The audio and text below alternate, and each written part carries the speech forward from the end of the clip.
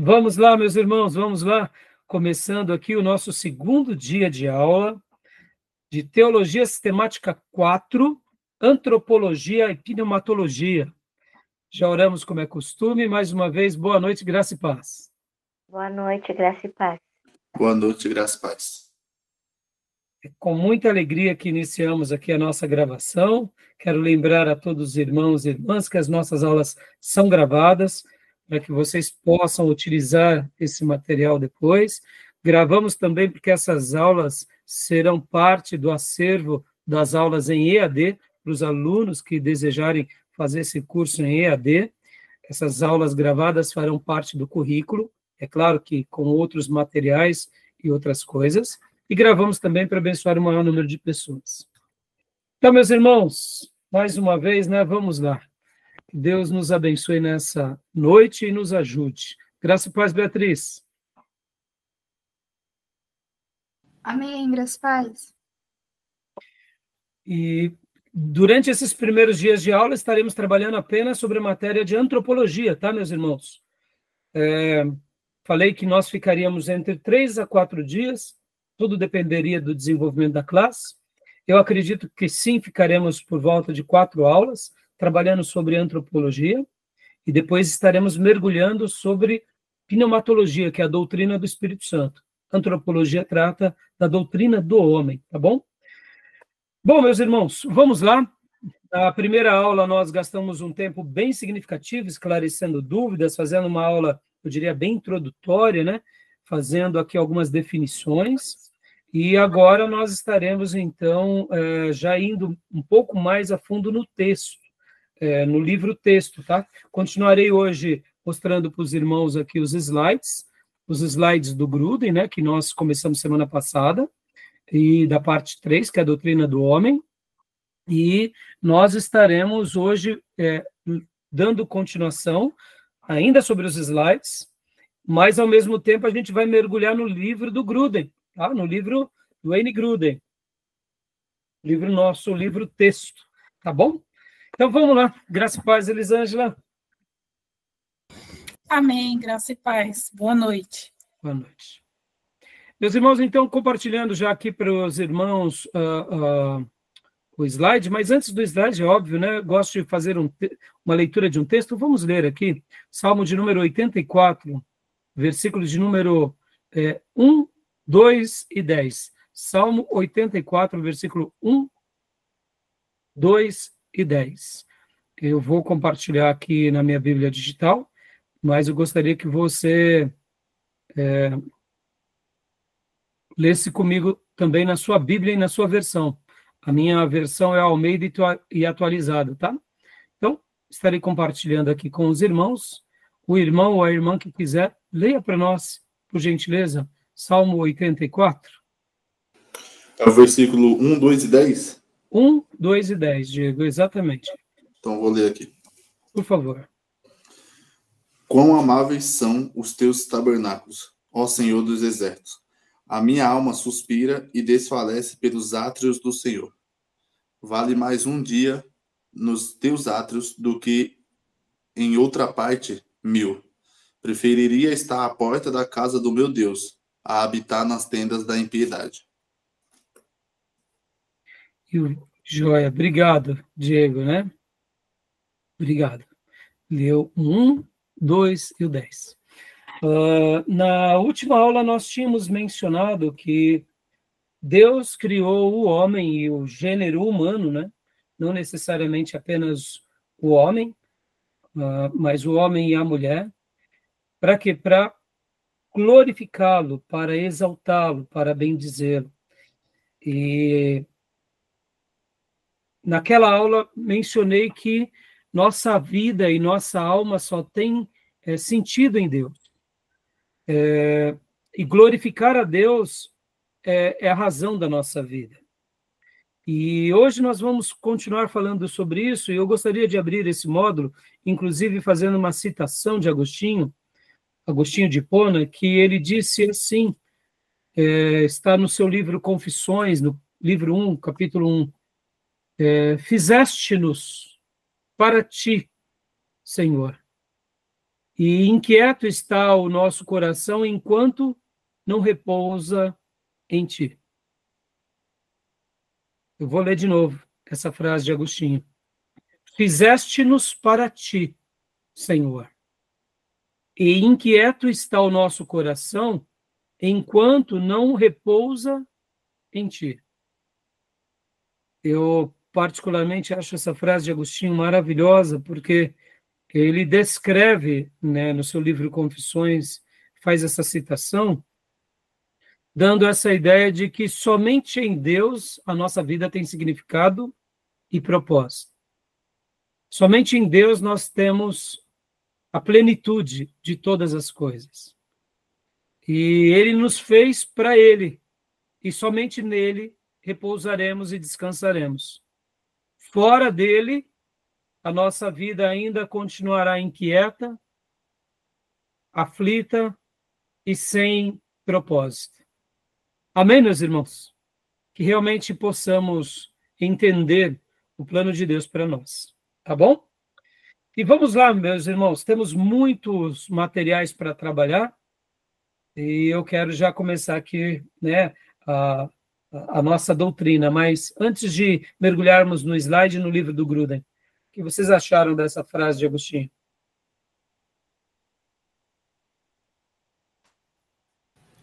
Eu achei linda. Linda, né, Beatriz? Gostei muito. Querem fazer algum comentário? Diego, Miriam, podem comentar. Eu acredito que essa frase, ela fala muito ao nosso coração, né? Assim, da parte de Deus. Que é tudo para Deus, né? Nós somos dele, né? Em cada instante da nossa vida, Deus é tudo para nós.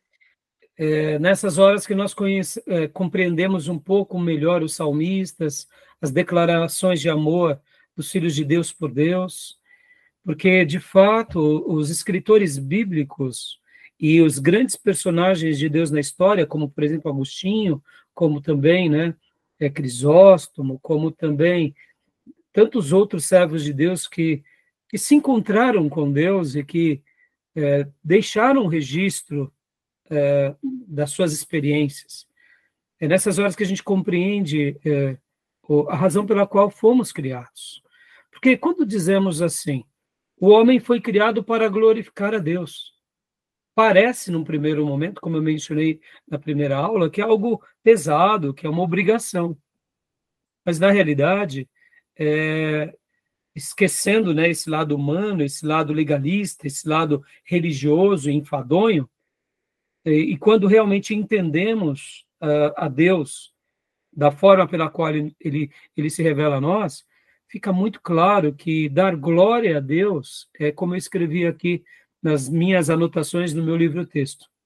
Dar glória a Deus é reconhecê-lo como o grande ser sublime e poderoso que ele é. Dar glória a Deus, então, é reconhecê-lo, é ver nele a sublimidade e o poder que ele tem. É admitir com docilidade sua soberania e majestade. Pode ver que dar glória a Deus é reconhecer que ele é sublime, que ele é poderoso, e é admitir com docilidade a sua soberania e a sua majestade. Em outras palavras, é se render a Deus conscientemente e docilmente e desejando simplesmente adorá-lo. Não pela obrigação que nos é imposta, mas pelo prazer que é poder adorá-lo. Então, glorificar a Deus é mais do que uma admissão pela obrigação. Ela é uma entrega consciente, volitiva, plena, de amor agora nosso a Ele, por estarmos entendendo o amor que Ele se revelou para nós. Então, né, eu deixo essas palavras iniciais e a frase de Agostinho e o texto que lemos também dos Salmos, porque a gente vai se deliciar hoje aqui nessa matéria, né, porque a gente está falando sobre a criação do homem, né, Então, eu quero poder continuar mergulhando aqui com vocês sobre esses assuntos. Tá bom, meus irmãos? Beleza? Beleza. Tá bom? Então, meus irmãos, vamos continuar falando um pouco, né, sobre ainda aqui, né, a teologia sistemática na parte de antropologia. Ficou alguma dúvida, meus irmãos, sobre os assuntos abordados na última aula? Ficou alguma dúvida? Vocês Não, ficaram tá certo. com, né? Sobre aquilo que eu mencionei com vocês sobre teologia sistemática, vocês ficaram com alguma dúvida? Porque acabamos não falando um pouco sobre essa questão da teologia sistemática. Eu só fiz ali uma abordagem com vocês, dando ali uma síntese da teologia sistemática. Né? Lembra que eu até perguntei para vocês sobre o que é a teologia bíblica, e chamei bibliologia, e teologia sistemática, lembra disso? Ficou claro aqui aquela informação? É igual as duas, né?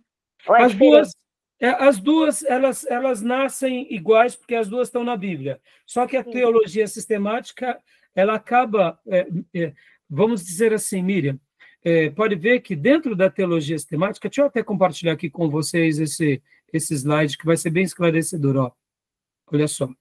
Na parte do Gruden, nós temos, no primeiro slide dele, que é um slide baseado aqui, ó, na introdução. Na introdução dele, ele fala um pouco sobre o que é a teologia sistemática. Eu vou ler rapidamente com vocês, ó.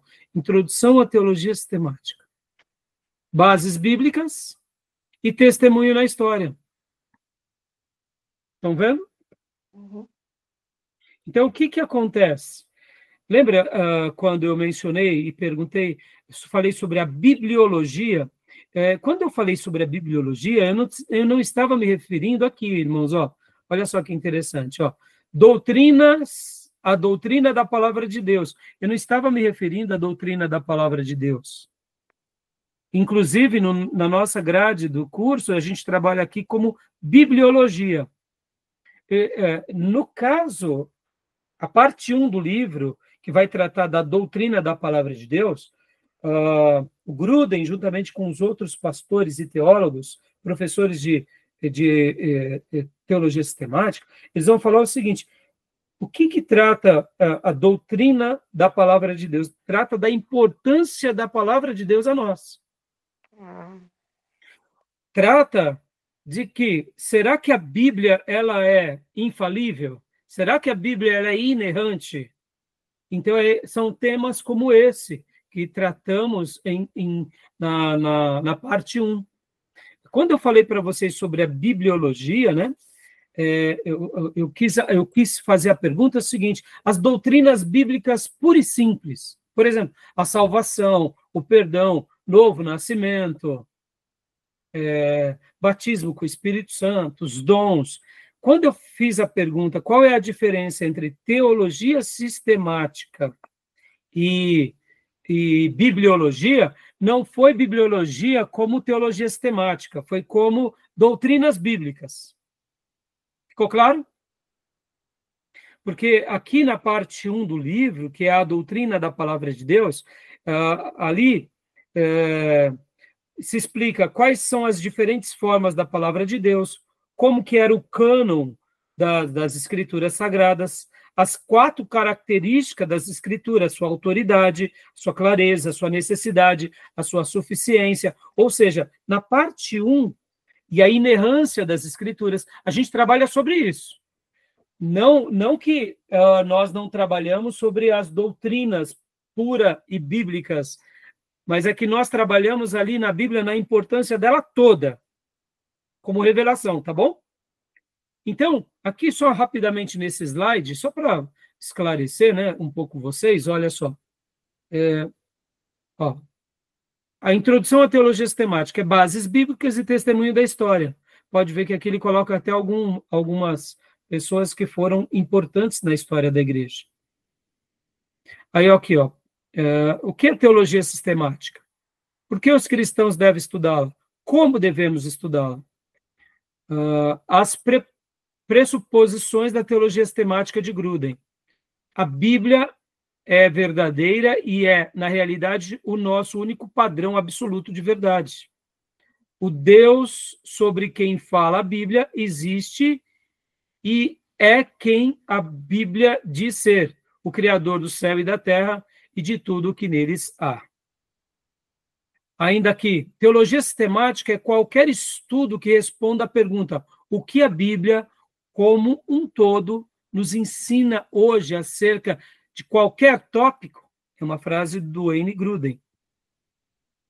E aí aqui a gente vai mostrando um pouquinho mais as diferenças entre teologia sistemática e teologia desorganizada.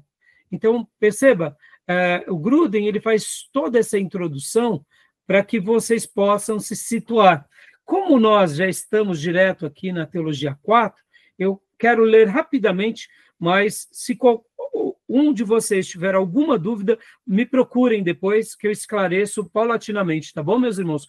Porque se nós tivéssemos começado com Teologia Sistemática 1, aí para vocês já isso seria mais familiar, tá bom? Ó, a diferença entre teologia sistemática e teologias desorganizadas. Teologia sistemática busca a organização dos estudos da palavra de Deus a partir de tópicos ou assuntos. A teologia desorganizada busca o estudo da palavra de Deus a partir de problemas surgidos aleatoriamente. Não é que um estudo desorganizado seja ruim, não é isso. Mas o estudo desorganizado, ele acontece como uma emergência. Então, muitas vezes a gente precisa parar para estudar. Já a teologia sistemática, ela tem essa ordem, esse critério, ela sistematiza, tá bom? Tudo bem até aí? Tá tranquilo, meus irmãos? Tá dando para compreender? Sim. Tranquilo, né? Eu passei esses slides para vocês, né? E vocês, ao comprarem um livro, vocês também poderão baixar esses slides. Quem comprar a edição antiga, vinha um CD que você baixava todos esses arquivos, tá bom? Atualmente, né, nas novas edições, você baixa todos esses como se fosse um aplicativo. Então, continuando, as vantagens da teologia sistemática. Ela trata de tópicos bíblicos de modo cuidadosamente organizado, a fim de garantir que todos os tópicos importantes recebam completa consideração. Ela trata os tópicos em muitos mais detalhes, dando, assim, a completa compreensão do que a Bíblia, no seu todo, fala sobre determinado assunto. Ou seja, ela busca esse seu todo, mas ela busca organizar com bastante cuidado, tá bom? E as vantagens? As vantagens é um estudo formal de teologia sistemática tornará possível formular os recursos de ensinos bíblicos com muito mais exatidão, em comparação com os cristãos, em comparação com o que os cristãos normalmente conseguem sem tal pesquisa. Uma boa análise teológica deve encontrar e tratar com justiça todas as passagens bíblicas relevantes, a cada tópico em particular, e não apenas parte ou um pequeno número de passagens relevantes.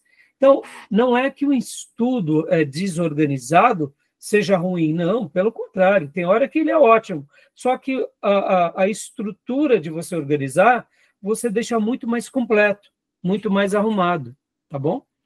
E aí vem aqui, ó, implicações da definição. Teologia sistemática envolve o trabalho de compilação, entendimento e sistematização. Várias disciplinas paralelas à teologia sistemática. Olha só. Dentro da teologia sistemática, a gente poderia dizer que nós estamos fundamentados. Olha que interessante esse slide. A gente está dentro da teologia bíblica, olha aqui, ó. Lembra que eu falei? Da teologia histórica e também usamos um pouco da teologia filosófica. Por que teologia filosófica? Aqui um pouco de raciocínio. Vamos também para um pouco de apologética. Por que apologética? Porque vamos fazer uma defesa. E também a questão da ética. Vou dar um exemplo básico aqui. A questão da trindade, meus irmãos. Percebam, a trindade, como eu mencionei na última aula, ela nasce de onde? De uma teologia bíblica. Concordam? Certo? Depois se avalia na história. Que história? Na história bíblica. Na história do Antigo Testamento, no Novo Testamento, e qual período da história também? Na história da igreja. E depois se cria uma ideia. Por isso que a gente usa aqui teologia filosófica. Eu sei que não combina muito, tá? Teologia filosófica, mas aqui seria um jargão que traduz o seguinte: qual é a nossa compreensão mental? Ou qual foi a descoberta de alguém que, com uma palavra, trouxe uma síntese? A palavra trindade, por exemplo, é uma boa definição, criada e que resume bem a ideia daquilo pelo qual acreditamos na pessoa de Deus. Estão entendendo? Então, não deixa de ser uma compreensão filosófica. E aí há uma defesa. Apologética é a arte de defender. Fazer apologia é a arte de defender. Então, os pais da igreja defenderam isso. E aí há uma questão ética. Como assim uma questão ética? É como nós nos comportamos diante disso. Nesse caso da doutrina da Trindade, ela apenas acreditamos nela. Mas vamos pegar aqui, irmãos, em doutrinas bíblicas que têm a ver com o nosso comportamento. Por exemplo, doutrinas de santidade. Ou seja, aí a gente tem que ter um posicionamento ético. Ficou claro? Percebam como a teologia sistemática... Lembra que na aula passada eu mencionei que no nosso curso, que tem 24 módulos, nós tratamos 6 módulos de teologia sistemática, mas, ao mesmo tempo, a gente tem hermenêutica, a gente tem homilética, a gente tem introdução ao Novo Testamento, Velho Testamento, temos geografia bíblica, depois temos teologia pastoral, psicologia pastoral, ou seja, está tudo envolvido, tá bom? E, para a gente concluir só essa introdução aqui, aí, então, a teologia sistemática, ó, como eu mencionei, né? A teologia bíblica, a teologia filosófica, a histórica, apologética, ética. E aí vem as definições de doutrina, né? Que aí, no caso, a doutrina, uma doutrina é o que a Bíblia, como um todo, nos ensina acerca de algum tópico específico. Salvação. O que a Bíblia nos ensina sobre salvação? Quem é o Salvador? Quem salva? Sobre arrependimento, sobre novo nascimento. Então, perceba, quando eu fiz aquela pergunta para vocês, né? Qual era a diferença de doutrinas de bibliologia, eu estava me referindo propriamente dito a doutrinas, tá? Qual é a diferença de doutrinas e de teologia sistemática? Ó, doutrina é o que a Bíblia, como um todo, nos ensina hoje acerca de algum tópico específico. Teologia sistemática é a sistematização dessas doutrinas. E como essas doutrinas foram discutidas ao longo da história. Irmão, a gente tem que levar em consideração que estamos no ano 2025 depois de Cristo, ou seja, 2000 anos depois do advento do ser mais belo, mais esplêndido desse planeta, que é Jesus Cristo, nosso Senhor. Olha que coisa maravilhosa.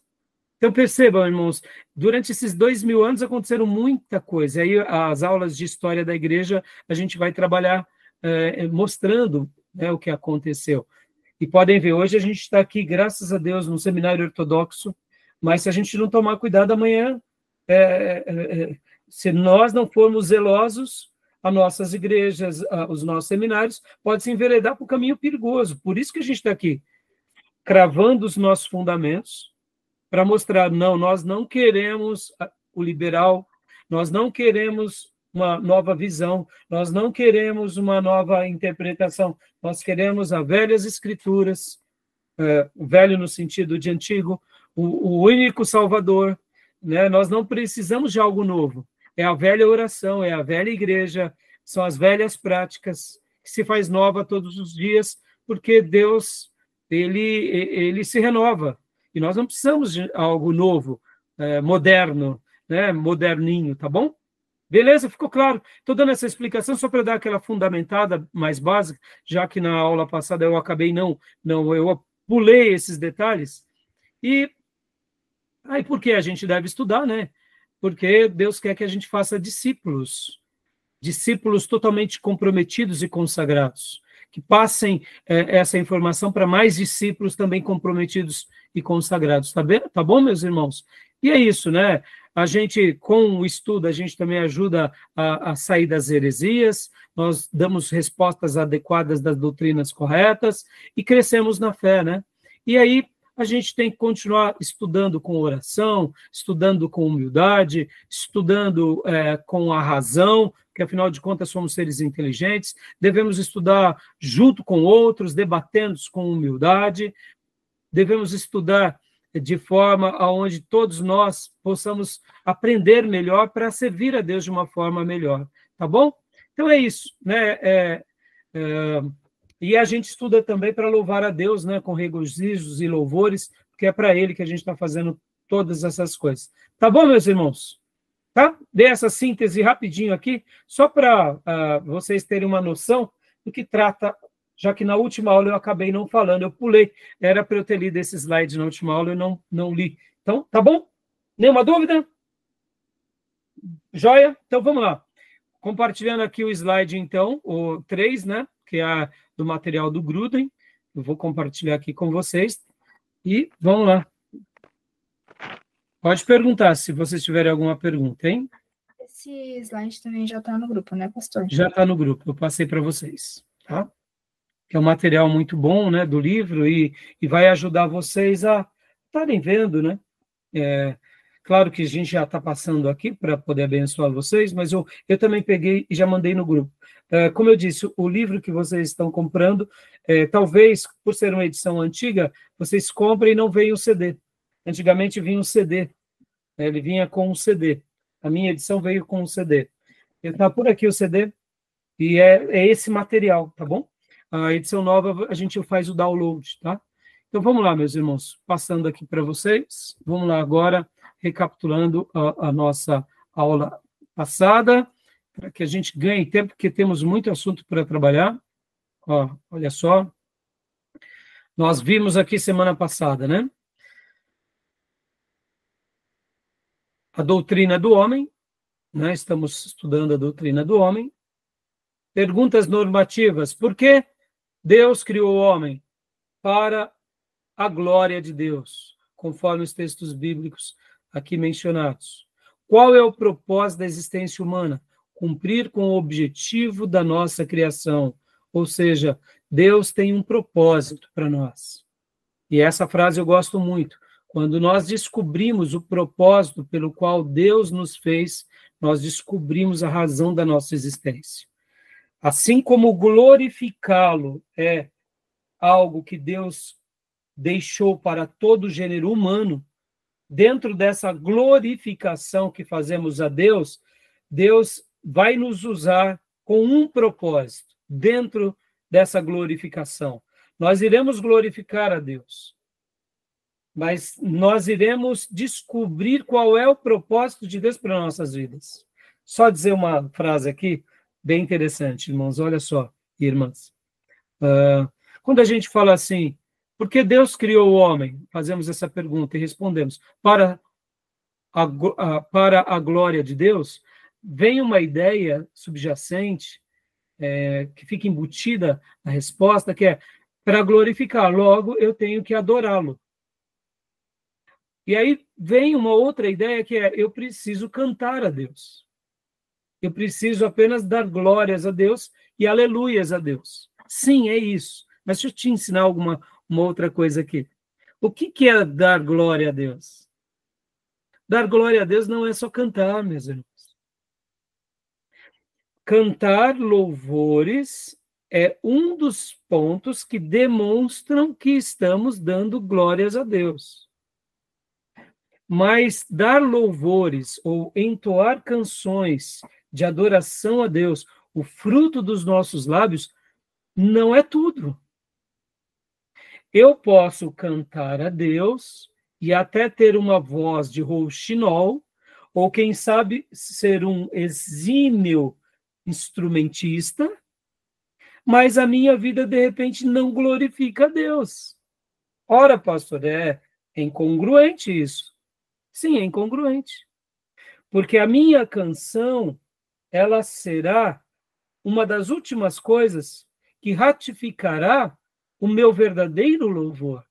Porque se eu apenas canto a Deus, não necessariamente eu dou a Deus um verdadeiro louvor. Podem ver que quando o Senhor se apresenta à mulher samaritana, Ele disse que Deus procura músicos? Não. Deus procura cantores? Não. Deus procura na terra adoradores. O ato de adorar a Deus é muito mais profundo do que o ato de cantar. Dentro dos adoradores do Senhor, ele vai levantar um grupo de poetas e de músicos que farão canções a Deus e nós cantaremos com eles. Mas eu posso ser um cantor apenas, ou quem sabe fazer parte dessas músicas, mas não ser um verdadeiro adorador. Por exemplo, meus irmãos, que música ou que hinos que Moisés fez para Deus? Temos um salmo, que é o Salmo 90, um outro salmo lá, um outro texto acolá, mas eu te pergunto, Moisés era um adorador? Claro. Vamos lá, vamos melhorar ainda. Que música que Adão e Eva cantaram para Deus? Vamos lá, o pai da fé, quantos hinos ele compôs para o Senhor? Percebam que na história bíblica, poucas pessoas receberam o dom artístico ou o dom da poesia.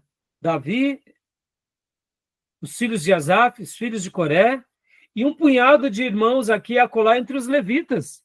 A grande maioria não eram músicos.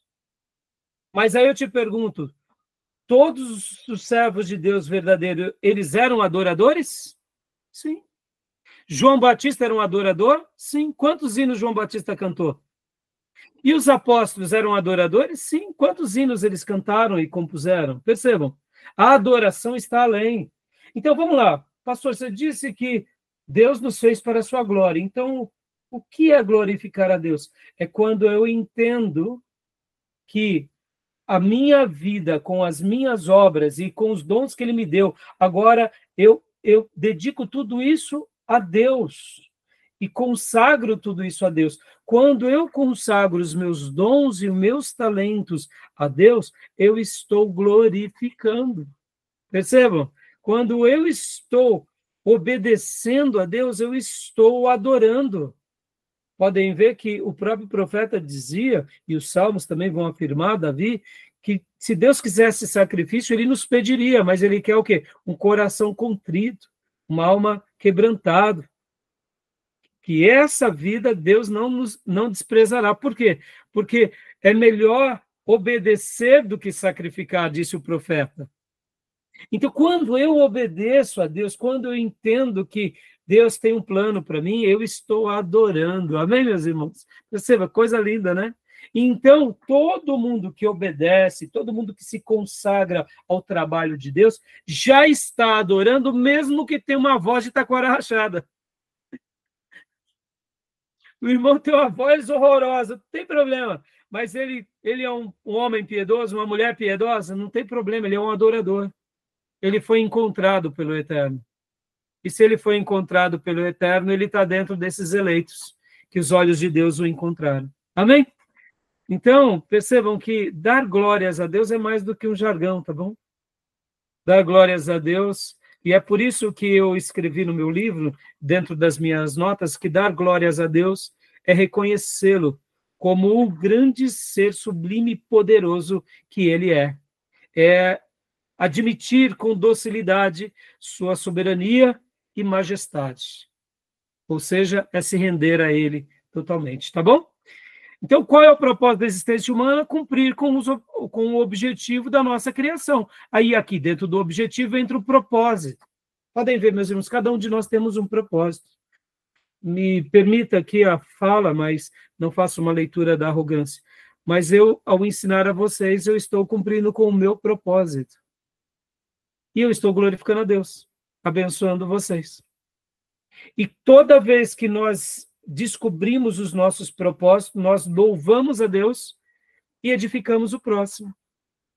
E aí eu digo, eu estou cantando com vocês agora, estou tocando alguma melodia, mas eu estou dedicando os dons que recebi do Senhor para edificar o povo do Senhor e abençoar outras vidas. A gente adora. É aí onde a adoração tem a ver com propósito, tá bom? Beleza? Então, só recapitulando rapidamente, né? E continuando aqui.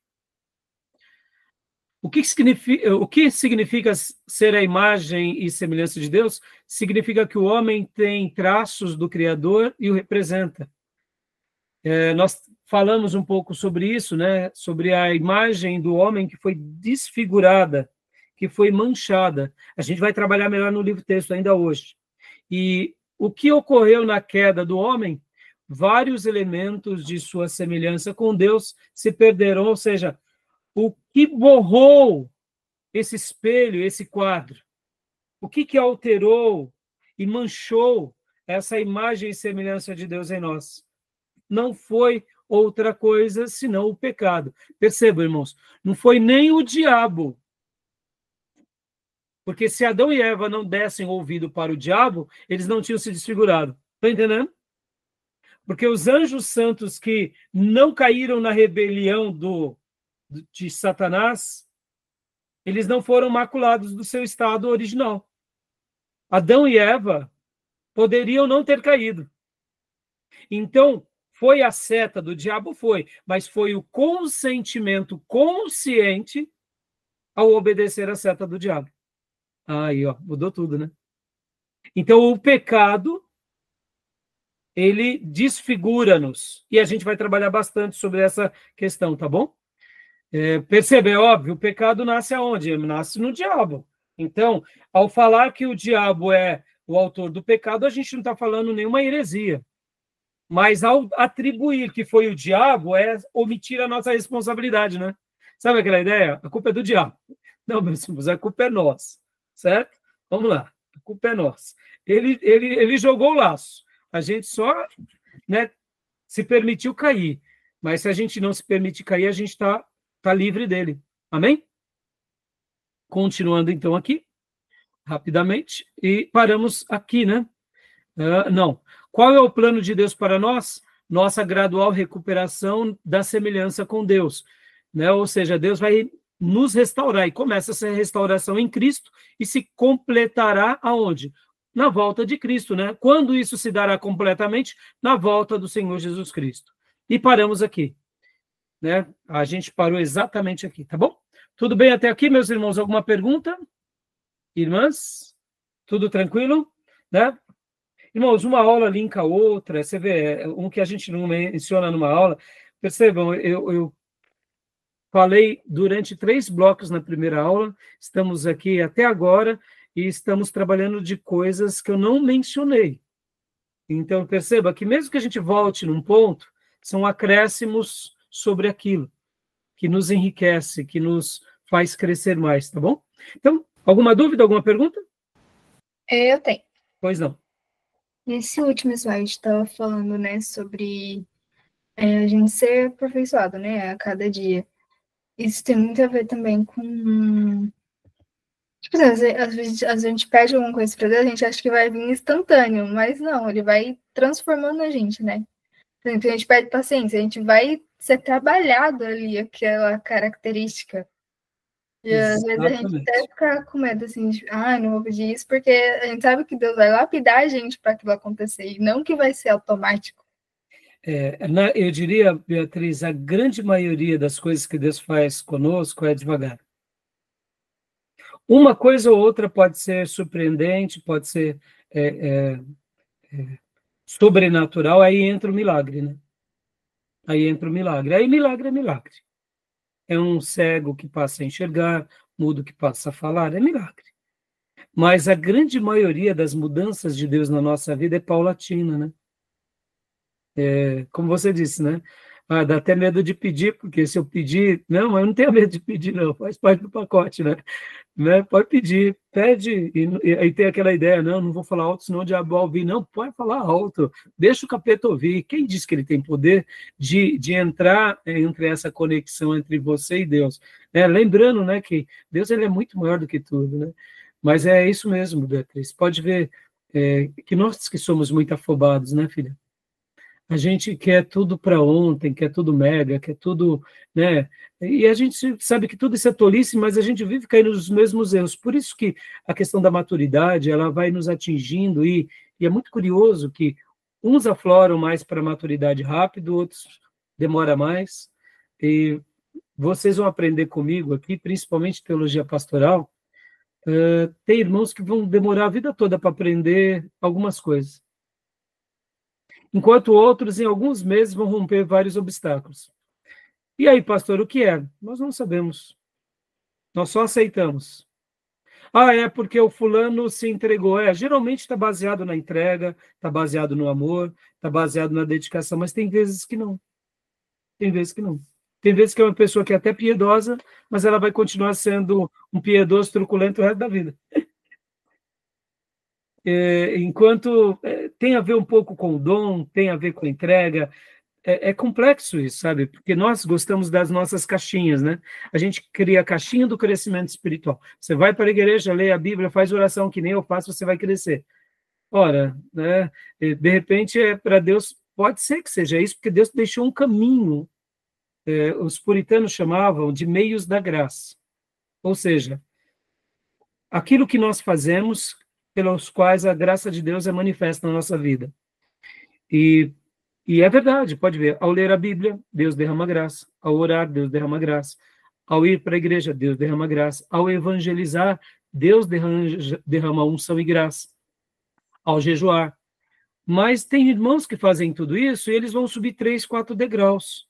Vão ser um crente piedoso. Enquanto outros fazem a mesma coisa e se tornam ministros. Então, então a questão não é a consagração, é a vocação. Né? Então, assim, mas é isso mesmo, Beatriz. Né? É devagar, viu, Beatriz? Tá bom? Né? E a graça de Deus vai ser derramada. Eu não sei se eu te respondi completamente. Respondeu. Tá bom. Diz, Diego. Fala, Felte. Não, pastor, porque você estava falando aí e eu lembrei do que aconteceu comigo. Porque, tipo assim, quando eu me converti aos 13 anos.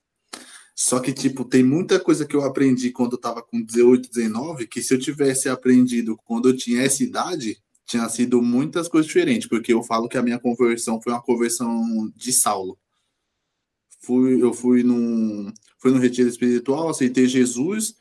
E numa segunda-feira a minha vida começou. Tipo, não, eu vou viver para Deus e já era. Com 13 anos de idade.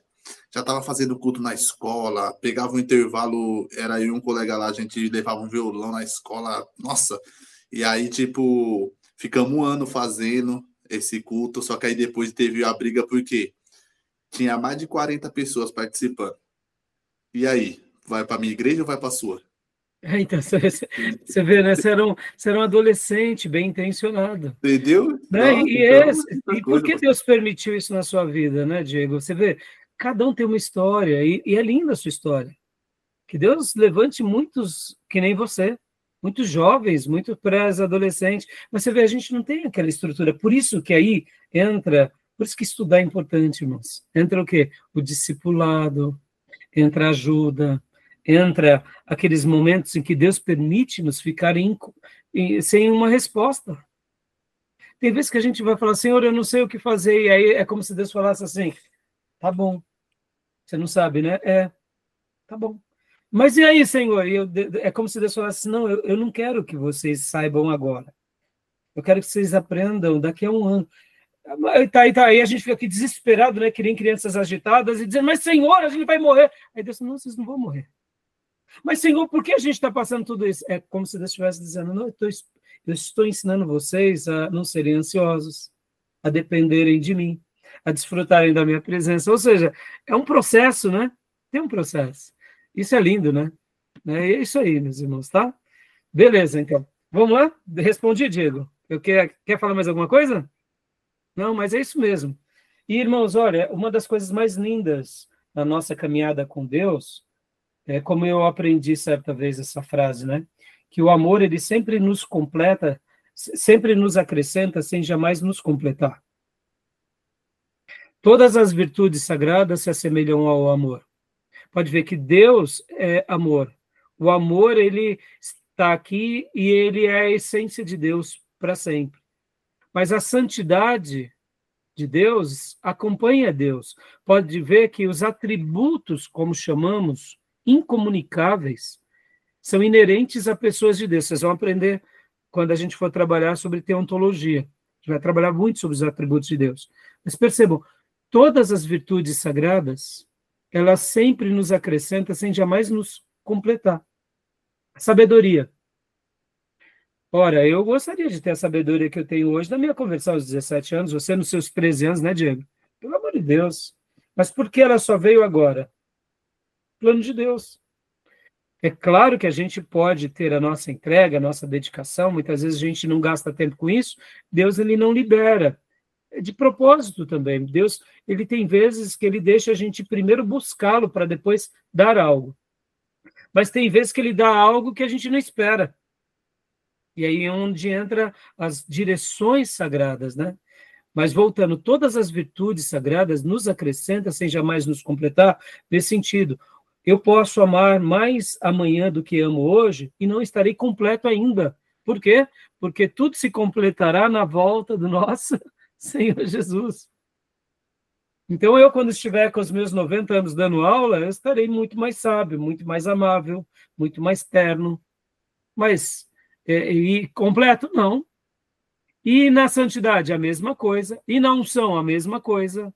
E na dedicação, a mesma coisa. E na consagração, a mesma coisa. Percebam, todas as virtudes sagradas, ela nos acrescenta sem jamais nos completar, porque durante essa vida há espaço para a gente se aperfeiçoar ainda mais. Não é verdade? Tá bom? Isso Deus deixou assim para a gente não se envaidecer. Porque se a gente chegasse à plenitude, né? Pode ver, a gente falaria, eu atingi o máximo de tudo, né? Eu sou o sacrossanto. Aí não é assim, né? Tá bom, meus irmãos? Então, continuando aqui, né? Semelhança do homem em relação a Deus. A gente vai trabalhar bastante no nosso livro texto ainda hoje. Moralidade. Somos um ser moral, espiritual, temos sensibilidade e a inteligência, tá bom? Ou seja, né? Nossa relação com Deus, pode ver que Deus, ele tem tudo isso, só que é perfeito em Deus. Nós temos também isso, mas é em parte, né? Nós fomos criados à imagem e semelhança de Deus, não possuímos tudo que Deus possui, ou como ele possui, mas parte dele temos, porque somos a imagem dele, tá bom? E, continuando aqui, olha só, e temos também a capacidade de relacionamento, né? Eu aprendi certa vez com um pastor que ele dizia que Deus Pai, Deus Filho, Deus Espírito Santo é família. Ele usou esse termo, eu achei muito legal.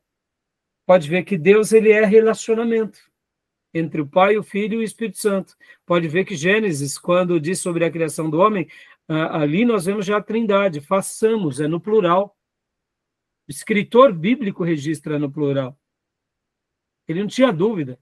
Ele usa o termo façamos.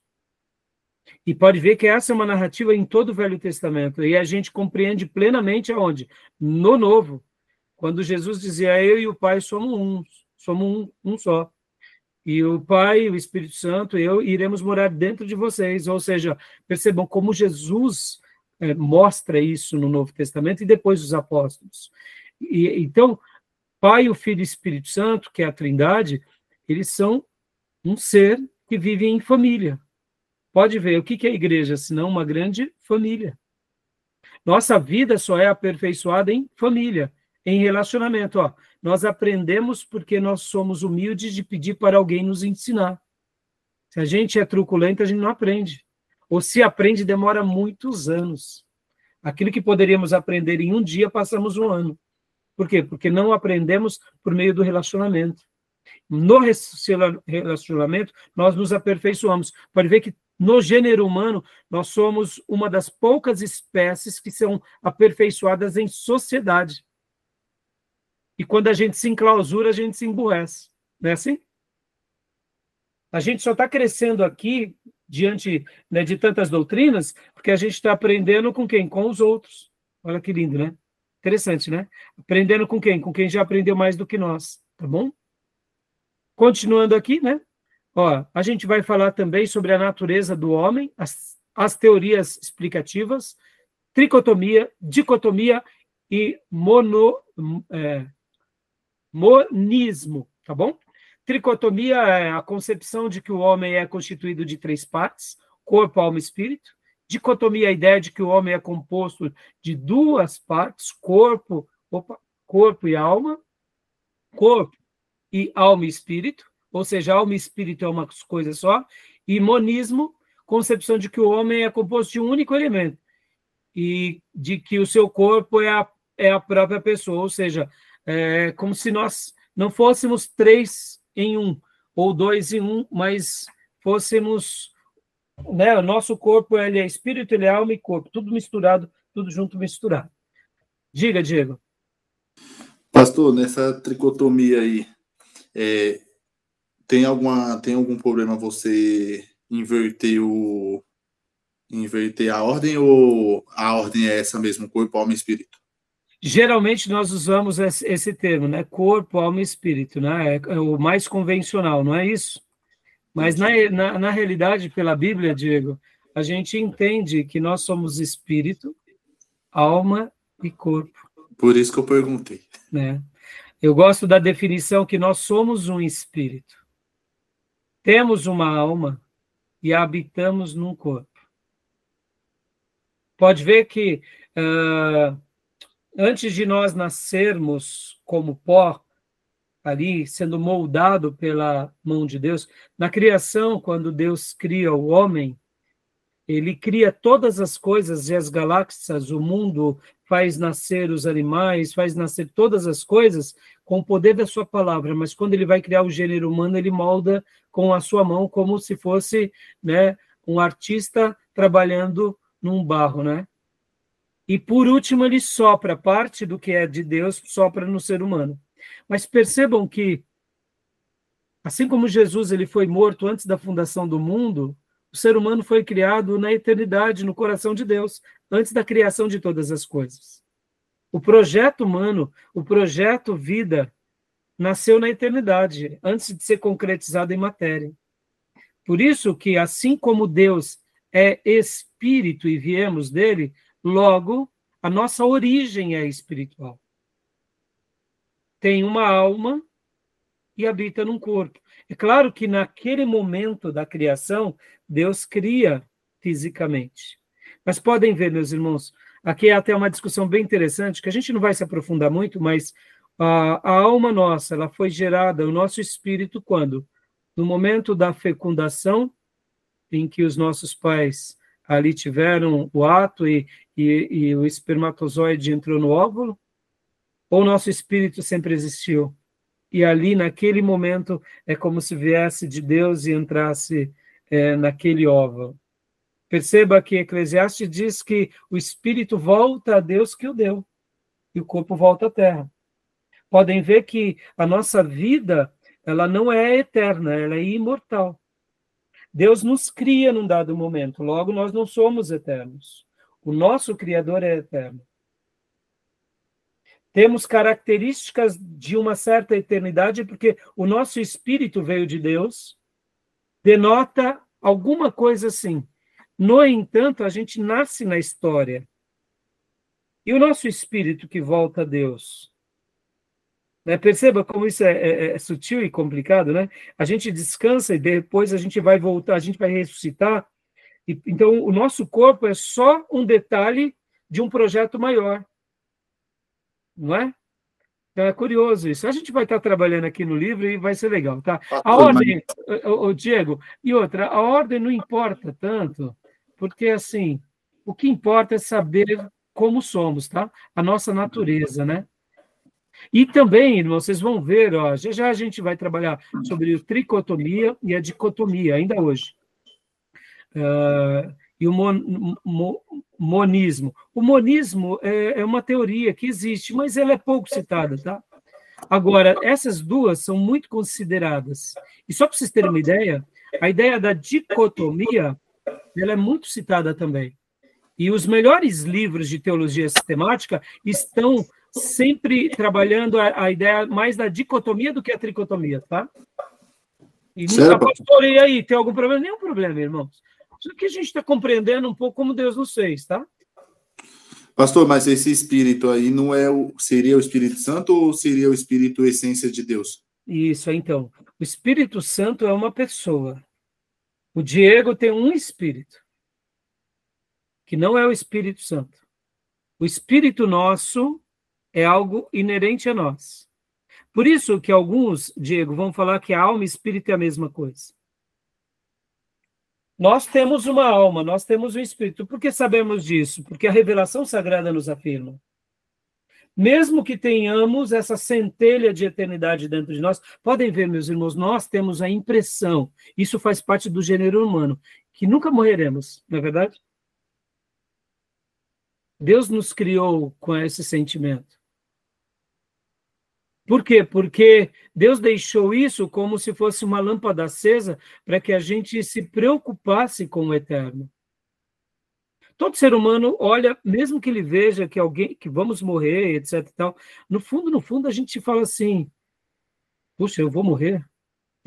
Bom, eu já passo para vocês. Mas percebam, então, nós temos uma alma, nós temos um espírito. Aonde está a divisão da alma e do espírito? Hebreus vai falar que a palavra de Deus ela é viva e eficaz, e mais penetrante do que uma espada de dois gumes. Ela penetra até a divisão da alma e do espírito e dos ossos e medula. Ossos e medula a gente compreende um pouco, não compreende? E o espírito e a alma, a gente compreende? A gente já viu onde está o espírito e a alma? Não, eu estou vendo o Diego, o cabelinho, né, todo estiloso, estou vendo as irmãs, estou vendo o pastor aqui sem cabelo, mas eu não sei onde está a minha alma, o meu espírito, mas eu sei que ela está aqui. Então, é por isso que nessa matéria, quando a gente fala da natureza do homem, a gente estuda, indiferente das terminologias, a gente sabe que somos um corpo que tem uma cognição, tem uma alma e sentimentos, e tem um espírito, que esse espírito liga a Deus. Agora, se a alma e o espírito eles estão interligados como o tendão dos nervos. Tendão dos nervos. Se o nosso espírito está preso à alma, uma coisa é certa, é o nosso espírito que faz com que tenhamos conexão com o Espírito Santo de Deus. Estão entendendo? Quando não éramos convertidos, nosso espírito estava adormecido pelo pecado. O pecado estava aqui, ó. Mas no momento que nos convertemos, é como se quebrasse aquela ruptura do pecado, e agora o nosso espírito, eu gosto de ilustrar da seguinte forma, o nosso espírito, aquela vamos dizer assim, havia uma barreira aqui chamada pecado. Por isso que a gente não conseguia compreender a Deus. Mas no momento em que nós nos convertemos, o pecado ele é quebrado. E agora a gente começa o quê? A gente começa a compreender quem? A gente começa a compreender o próprio Espírito Santo de Deus. E aí a gente entende o Espírito Santo de Deus, e o Espírito Santo de Deus agora tem conexão com o quê? Com o nosso Espírito.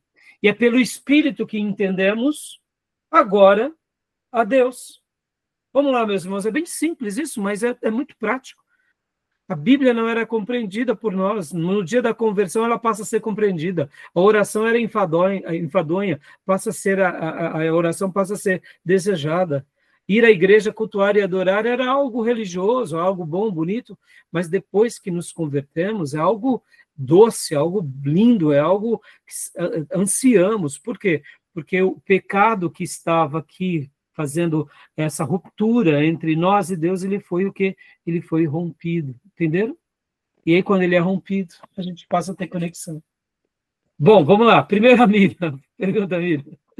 Depois a Elisângela, depois o Diego. Pastor, é uma pergunta um pouquinho besta, mas vou perguntar. Todos nós temos uma alma e espírito, aí o espírito volta para Deus. Aí todas as pessoas, todos os espíritos das pessoas, vai tudo voltar para Deus, tá tudo lá, então? Irmã, é algo que parece besta, mas não tem nada besta, porque são dúvidas, né? De verdade. Lembra do que Jesus disse na história de Rico e do Lázaro? Sim. Só dando uma prévia, né? A gente vai trabalhar em teologia sistemática 6, quando falarmos sobre escatologia.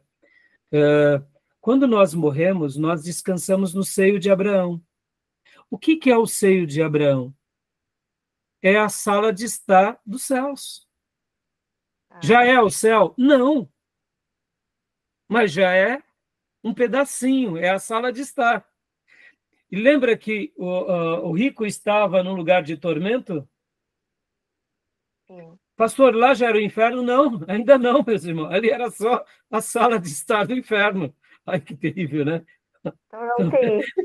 Entenderam? Então, quando nós morremos e somos servos de Deus, nós descansamos no seio de Abraão, que é, no caso, né? E pode ver que o texto bíblico mostra que lá havia uma grande separação, né? Havia uma grande separação entre um lugar e outro, né?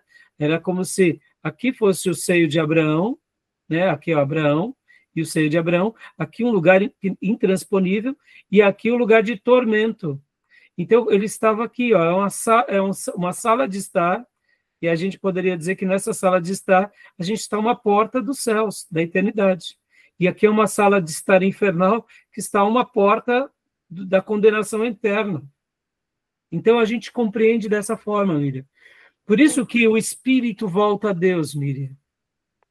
E é óbvio, quem é que domina sobre esse terreno aqui? É Deus, não é o diabo, viu, irmãos? Quem é que domina desse lugar? É Deus. Deus é o dono de tudo. Né? O diabo não tem acesso a essas coisas. Né? Pode ver que ele é o grande inimigo de Deus que um dia vai ser lançado no lago de fogo e enxofre. Ele está num lugar preso. Né? Mas não é bobo não, Miriam. A gente diz que só pode ver, o nosso corpo volta à terra para cumprir a palavra, porque do pó viestes e para o pó retornarás. E o nosso espírito descansa em Deus.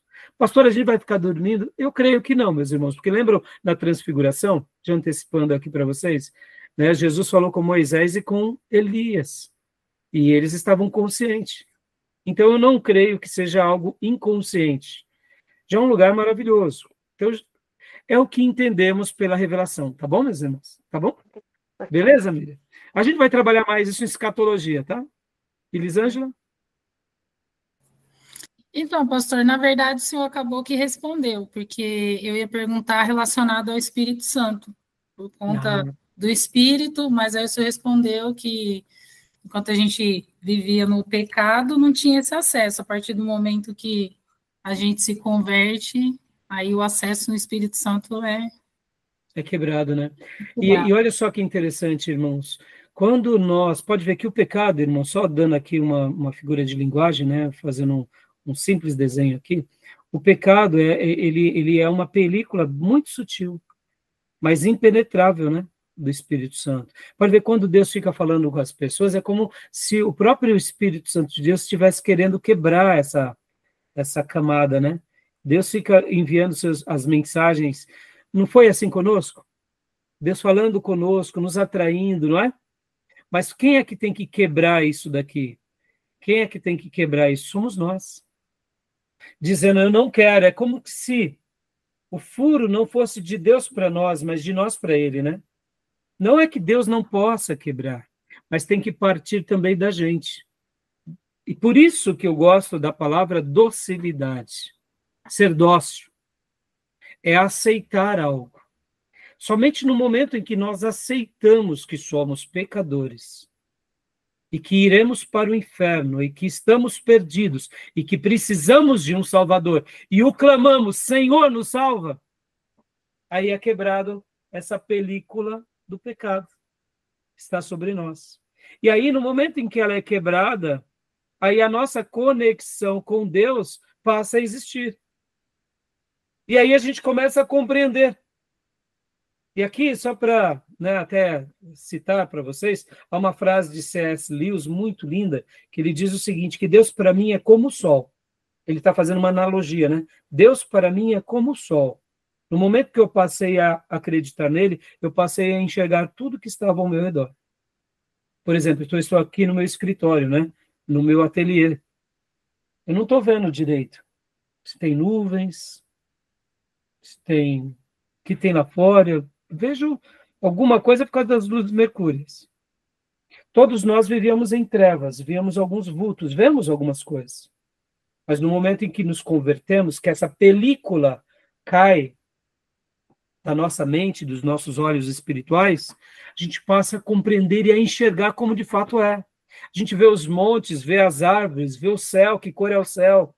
vê que os montes são verdes e as árvores têm tons distintos e algumas árvores, inclusive, são floridas.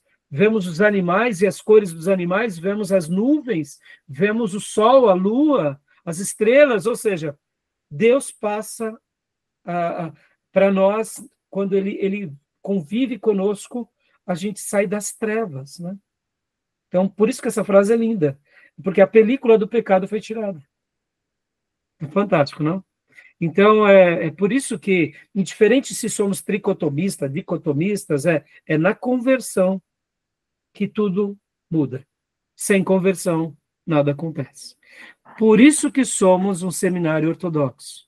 Acreditamos na mesma mensagem de Jesus e dos apóstolos. Arrependei-vos e sigamos a Jesus. É simples assim. E demos fruto de arrependimento.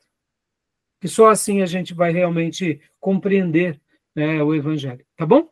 E para a gente fechar aqui o slide, para a gente mergulhar no texto, porque depois no segundo encontro, no terceiro encontro, a gente já só vai ficar no texto, não vamos ficar mais nos slides, tá bom, meus irmãos? Ó, a origem da alma, as teses da história da teologia. Temos aqui o criacionismo, né? Que é a concepção de que Deus cria uma nova alma para cada pessoa e aí envia ao corpo da pessoa em algum momento entre a concepção e o nascimento. Acabamos de falar um pouco sobre isso. E o traducionismo, que é a concepção que sustenta que a alma e o corpo da criança são herdados dos pais no momento da concepção. São teorias e a gente vai estar debatendo melhor essas teorias já, tá bom? Beleza? E, para a gente encerrar, deixa eu ver... bom, pecado não. Pecado a gente não vai falar hoje, não. Hoje vocês não estão no pecado, tá bom, meus irmãos? Não estão no pecado. Hoje está todo mundo consagrado. Glória a Deus. Como seria bom, né, irmãos? Nunca mais pecar. Né? Como seria bom. Mas, irmãos, porque pecamos, né? Porque ainda estamos nesse corpo, né? Mas aí que entra uma coisa fantástica que a gente viu e vai ver ainda hoje. Por isso que quanto mais nos enchemos de Deus, mais imunes, mais, eu diria, imunes ao pecado ficamos. Por quê? Porque se a nossa natureza pende para o pecado, a plenitude de Deus pende para a santidade. E quanto mais cheios de Deus, menos cheios de nós, da vida, da carne, e naturalmente pecamos menos. É tudo uma questão de plenitude, né? E quanto mais vazios de Deus, mais cheios dessa vida, mais cheios de si, mais cheios do mundo, logo, mais cheios do pecado. Né? Então, a gente vai se encher de Deus mais um pouco já. Tá bom, meus irmãos? E vamos continuar se enchendo nas nossas igrejas, na nossa vida, porque, como disse o hino clássico, né? Eu quero é Deus, né? Lembra? Eu quero é Deus, eu quero é Deus. É isso que importa. Tá bom? Alguma pergunta? Dúvida? Não? Pode falar, Diego? Pastor, eu vou perguntar, mas eu vou perguntar no off, pastor. É? Vou perguntar no off. E se a pergunta for boa, a gente pode deixar aqui no vídeo. Mas você pergunta já. Então... Na volta, porque senão vai ficar estendido aqui. Tá bom, então. Tá bom? E vai que a pergunta é perigosa, né, Diego? Não, Diego. Não. Vocês entendem, irmãos, como eu digo para vocês, né, que cada turma tem uma proposta, né? Cada turma, cada necessidade, a gente segue o mesmo currículo, mas as experiências são únicas. Né?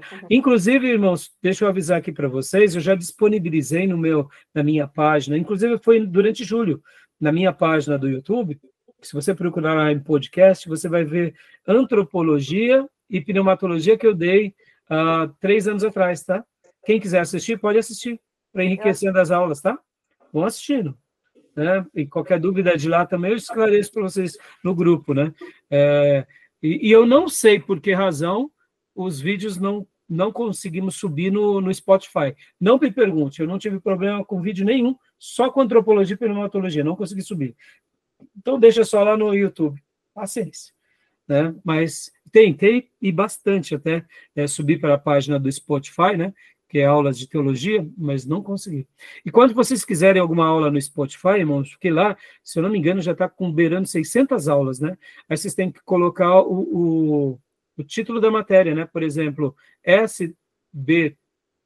STBM, aí TS4, né? Em romano, antropologia. Aí vem as aulas, tá bom? Por exemplo, eu quero... porque senão no Spotify vem tudo, né? E se você não colocar, eu deixei dessa forma, que é para que as redes sociais possam sincronizar, né? A pessoa busca nas redes sociais, vem do YouTube, vem do Spotify, e aí a pessoa pode estar encontrando, tá bom? Beleza, meus irmãos? Então, vamos parar a gravação aqui, aí o Diego faz a pergunta. Certo, Diego? Joia. Vou parar a gravação.